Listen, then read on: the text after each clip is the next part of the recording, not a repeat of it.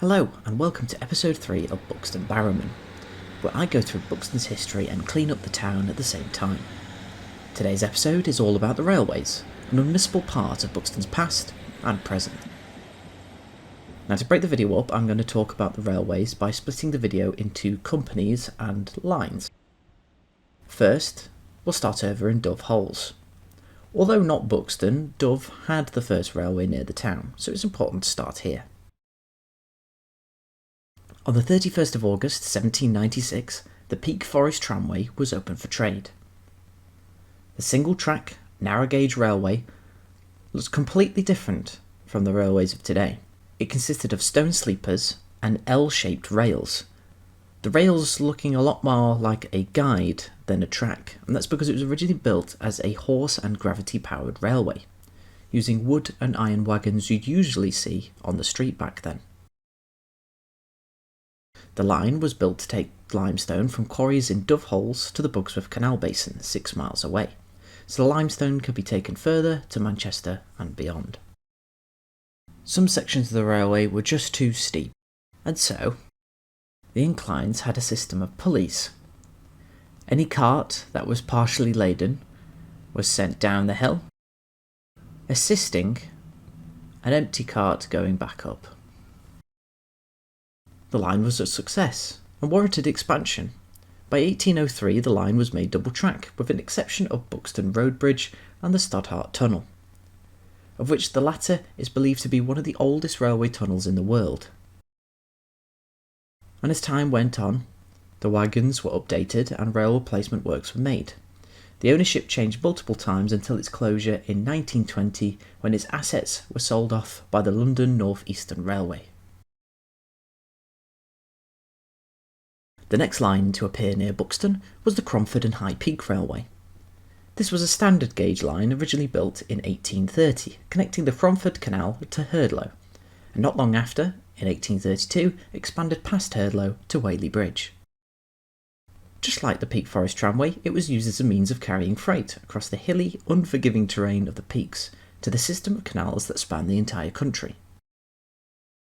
The line's construction did differ to the Peak Forest Tramway, as the original rail design used here was a fish belly rail. It looks particularly odd today, but it was a common form of rail back then. This, like the L-shaped rails of the Peak Forest Tramway, were laid on stone sleepers with a gap in the middle to allow horses an easy trail between the rails on flat sections. But of course, it's the peaks, so there were plenty of inclines on this line.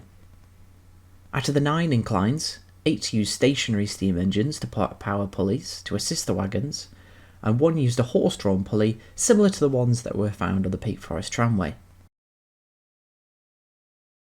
The railway slowly started to change from 1841, as it replaced its horse wagons with locomotives. And after years of the line running in isolation, in 1853 the line connected to the Manchester, Buxton, Matlock and Midland Railway, just below Cromford. This line went from Derby to Rowsley, but we shall talk about that in a bit more detail later on. Continuing with the Cromford and High Peak, it was brought out by a railway giant in 1887, the London North Western Railway, or LNWR for short. Not long after, the section to Whaley Bridge and this shockingly steep incline was closed in 1892. During the Second World War, the line saw a different kind of freight traffic from usual, as ammunition travelled up the tracks into RAF Harper Hill, a massive underground ammo store. But from then on, traffic started to dwindle, and then came the beaching era of Britain's railways, where bit by bit remaining sections of the Cromford and High Peak closed. And by 1967, all that remained around Buxton are these sections here connecting Hindlow and Downlow quarries, which are still in use today.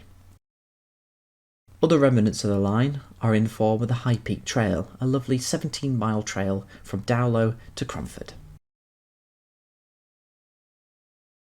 And by this point in the video you would expect me to have talked about a railway actually in Buxton, but the closest I've gotten is a goods station that used to be here in Ladsman Low. But don't worry, we will get there. Now back to the Midland Railway, as I mentioned earlier. And in 1857, they expanded their line from their previous terminus at Rowsley to Manchester, making a full line from Derby to Manchester via Matlock. The line passes nearby Buxton, but it hasn't reached the town just yet. But the moment came in 1863. Buxton got not one, but two stations in the centre of town, built for two competing railway companies. The left, the London North Western Railway, and the right, the Midland Railway. The arrival of the railways in Buxton concerned the locals, as they wanted the railway giants to respect the small tourist town. So a deal was struck that both stations were to be built near identical right next to each other. Both stations were designed by Joseph Paxton and built out of local stone, with a wrought iron roof and identical half-circle fan windows at the front. The Midland Railway could now run passenger services from Buxton down to Derby via Bakewell and Matlock. Freight services also frequent the line, particularly from the local quarries in Buxton. And of course, just like the Cromford and High Peak, the Beaching Act led to the closure of the Buxton to Matlock section in 1968. What remains now is a small loop around Buxton, connecting Ashwood, Dale, Tunstead and Dovehole quarries. Other sections of the railway survive as the Monsell Trail, a gorgeous 8.5-mile trail from Blackwell Mill to Bakewell. A small section of the Midland station still survives on the corner of Station Approach. I said back in 1863 that there were two stations built, the other being LNWRs, with the extension of their line built from Stockport to Whaley Bridge back in 1857. The extension weaves its way from Whaley Bridge past Chapel and Lefrith and Doveholes before arriving in the centre of Buxton. There is a railway connection between both the rival companies, which could have allowed the Midland Railway to use LNWR's line to Manchester, but the Midland never utilised the express trains as they had planned, as they stated the line was sent up a steep hill merely for the sake of going down it on the other side. In 1895, construction started on LNWR's line from Buxton going down to Ashbourne. This involved building two massive and iconic brick viaducts across Buxton's landscape: the Hogshaw Lane Viaduct and the Duke's Drive Viaduct. Another station in Buxton existed on this line, called Higher Buxton, situated between the two viaducts, that was opened at the same time as the line in 1895 and closed in 1951.